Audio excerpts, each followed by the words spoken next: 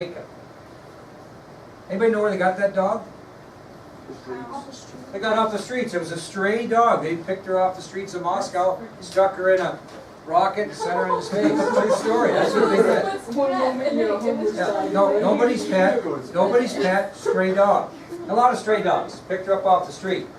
That's awesome. That's not sad. I think it's pretty cool. I can't figure out why it's funny at all. But anyway, the Soviet Union launched a second space satellite. This one carried a dog named Laika. She was a female stray dog from the streets of Moscow and died within hours from overheating in the capsule. Okay, died within hours. Now, the story behind this is interesting. I mean, that's a sad story. The poor dog got picked off the streets. Probably would have had a better life on the streets maybe than being sent up in a rocket and burnt to death. Well, the Soviet Union didn't want that PR out there, did they? Seriously, now we can laugh, but seriously, they didn't want that PR out there. So it wasn't until 2002 that they told the true story. They basically told a fib to the Soviet people in the world all those years. What they said, I mean, everybody knew the dog died in space, there's no question. How the dog died, that was the story. They reported that her oxygen ran out on the 6th day of the flight. Now that would sound much better than she burned up, you know, kind of immediately into the flight, right? It's like, gee whiz, that was a nice life for the dog, right? But anyway, they didn't want that story out there because it's not a good story, right? So the story they give is that she dies when she runs out of oxygen on day 6 of the flight. Kind of like pets over here. Yeah, absolutely, yeah. It's a better story to say that you were killed by enemy than friendly fire. Yeah, absolutely. Well, they tried to even make it more right. 6 years later, on April 11th of 2008, they actually unveiled a monument or a statue of Laika that was built near the military research facility in Moscow that prepared her flight into space. So she does have a statue commemorating her bravery, so to speak, in Moscow. They did that on April 11, 2008, when they unveiled a monument to Laika that was built by the military research facility in Moscow that prepared the flight into space. But the monument, you can look it up, it's a picture of a dog actually standing on top of a rocket ship. That's what it is. If you Google it, you can see the picture. Okay? All right, December 1st of 1957, a fellow by the name of Theodore Geisel, a.k.a. Dr. Seuss, introduced to his readers The Cat in the Hat. Oh. Yep, it's that old. Most people don't realize how old it is. So December 1st of 1957, do you think old Theodore, seriously, when he made up this name for Dr. Seuss and started making these books, The Cat in the Hat, Green Eggs and Ham and all that, do you think he had any idea that in 2018 kids would still be buying those like crazy off the shelves? I mean, talk about a moneymaker, right? Well, I probably thought he was crazy, but he did quite well. Okay, we will move on to memorable moments in 1958 and 59. Again, have your sheets in front of you so you kind of get an idea. I'm going to give you 6 significant events that occurred during the Eisenhower administration in both 1958 and 1959. These are very, very public and significant events, so you should know them. Okay, first one occurred on March 24th of 1958. March 24th. March 24th, yes? No, I skipped all those. Those had to do with, like I mentioned, had to do with Robinson. We just decided not to go into that much detail. So March 24th of 1958. On that date, Elvis Presley, you all heard of him, I'm sure, traded his rock and roll crown for a set of army fatigues. He went to serve his country. So Elvis Presley, very famous rock and roll musician in the 50s especially, and then into the 60s, traded his rock and roll crown for a set of army fatigues. And you can see on your sheet here, big smile on his face, pointing to his stripes. You know, a lot of people sometimes think they're above going to the service. Muhammad Ali would not go to the service when he was drafted to go to Vietnam. Elvis Presley was a famous person who proudly served. You ever heard of a guy named Ted Williams, famous baseball player for the Boston Red Sox? Anyway, last guy to bat 400 in a season. He lost a majority of his career as a fighter pilot in World War II. So he could have been a lot better baseball player statistically than he was, but he spent several years of his career serving our country. All right, next one, June 26th of 1958. June 26th of 1958. A fellow by the name of Randall Curtis Armstrong was born. Randall Curtis Armstrong was born on June 26th, 1958. He was adopted at the age of 2 and later went on to become a very famous AP United States history teacher at Warland High School in Warland, Wyoming. That's awesome. And here's the little pistorero right there, baby. You want me to read that to you again? June 26, 1958, Randall Curtis Armstrong was born. He was adopted at the age of 2 and later went on to become a very famous AP United States history teacher at Warland High School in Warland, Wyoming. A memorial event of 1959. And there's the little pistolero right there. Look at that dimple, isn't that just... What? Really? Well, we should probably put that in next time, memorable events. All right, with that said, and I'm sorry that the rest will be downers, because that definitely was the most memorable event of 1958. Yeah. On January 3rd of 1959, January 3rd, 1959, this has to do with the Elise Russell. Anybody want to take a shot at this? It's got a little bit to do with the Elise Russell. No, good guess. That's a good guess. What about Alaska? Oh, Jesus, your history. Vigil, how did you get through AP? When did we buy Alaska from? William Seward bought that back in the Lincoln administration. But, Aaron, giving you some credit, what happened to Alaska on that date? Yeah, boy. Became the 49th state and the largest state in the Union. So during World War II, these possessions of Alaska and Hawaii, are they states? They're American possessions or territories. Yes. So on January 3rd of 1959, only 100 years later, I guess for Aaron, Alaska becomes the nation's 49th and largest state. William Seward, my gee whiz. Hey, we bought it. Back in those days, we stated it on this date, okay? January 3rd, 1959. Pretty much. That's not very long. All right. All right. Shh. Moving on. February 3rd of 1959. Musicians Buddy Holly, J.P. Richardson, and Richie Valens were killed in a plane crash near Mason City, Iowa. On February 3rd, 1959, musicians Buddy Holly, J.P., the Big Bopper they called him, Richardson, and Richie Valens were killed in a plane crash near Mason City, Iowa. Anybody know the story behind this? Yeah, there's a movie. Called La Bamba. Yeah. Mexican. Yep. Well, let me tell you the story a little bit. First of all, Buddy Holly is probably the most famous of the musicians that were killed at that time. J.P. Richardson was also making a big comeback, and Richie Valens was this young Hispanic musician who really started to make a move. He sang La Bamba, Oh Donna. I mean, he really came from a real bad home situation and was making it big. And he got discovered kind of by this Buddy Holly. Buddy Holly asked him to travel with them. Well, they went to this concert, and then they were flying in the winter to the next one. They only had room for 3 people on the airplane, and there were 4 in the group. And so Buddy Holly and J.P. Richardson were certainly going to get on the airplane because they were kind of the big timers of the group.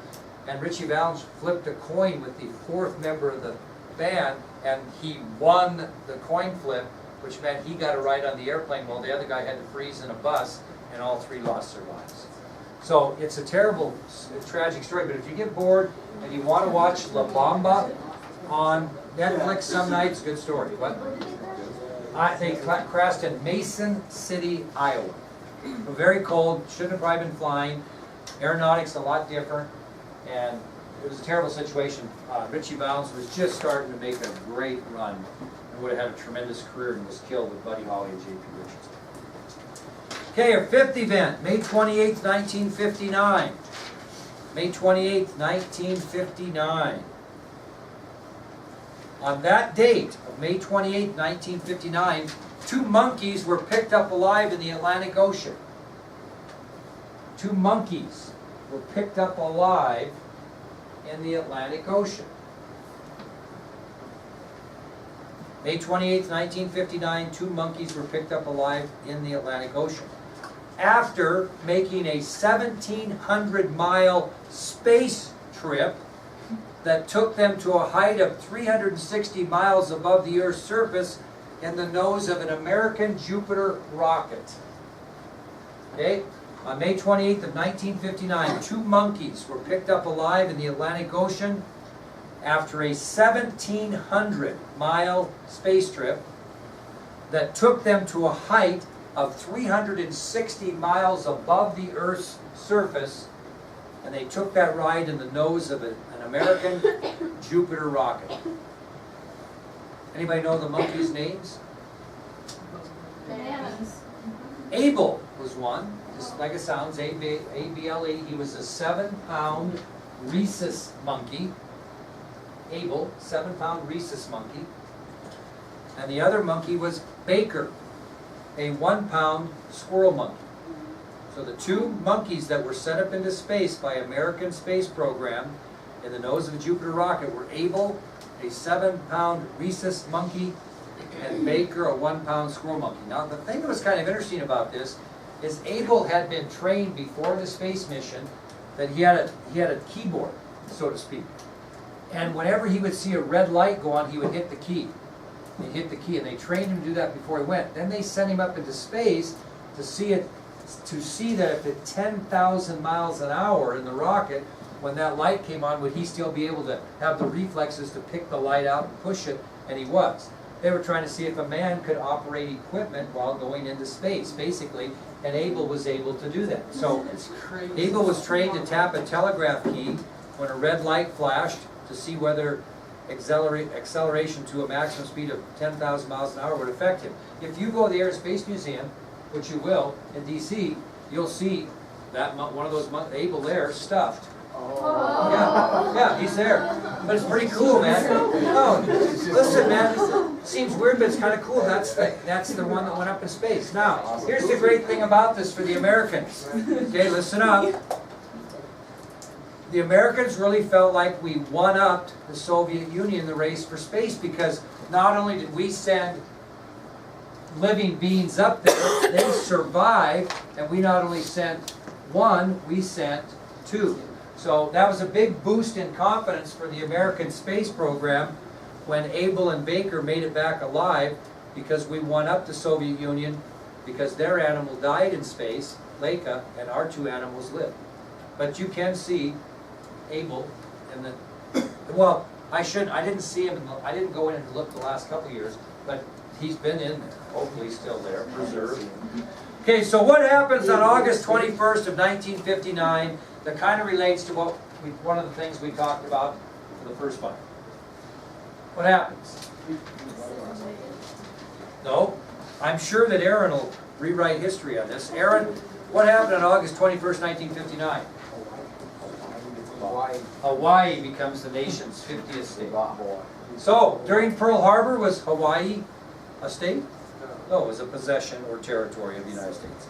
So on August 21st of 1959, Hawaii becomes the nation's 50th state. Okay, I want you to write this down to get ready for tomorrow. Our next subtopic is U-2 overflights and the capture of Francis Gary Powers. Okay, we're going to get away from 57 and get into some Cold War issues. U-2 overflights and the capture of Francis Gary Powers. All right, we'll prelude this by telling you a couple of things, then we'll stop. God, you guys are squirrely today, my God. On May 1st of 1960, an American U-2 spy plane was shot down while flying over Soviet airspace. On May 1st of 1960, an American U-2 spy plane was shot down while flying through Soviet airspace. The pilot, Francis Gary Powers, who mainly went by Gary Powers, just so you know, was captured alive by the Soviets. He survives being shot down, and he is captured and is going to be interrogated by Russians. Now, the thing of significance about this is that the Soviet Union had been proclaiming that the United States were flying high-level spy flights over the country for quite a while, but they never could really get any concrete proof. Well, now they shoot down this American aircraft and capture the pilot. Now, the problem is, from the time he was shot down on May 1st until May 7th, the United States assumes that Powers has been killed when he was shot down. So if you think about what the Russians are going to do here, the Russians are going to confront the United States on, hey, we just shot down one of your planes over Soviet airspace.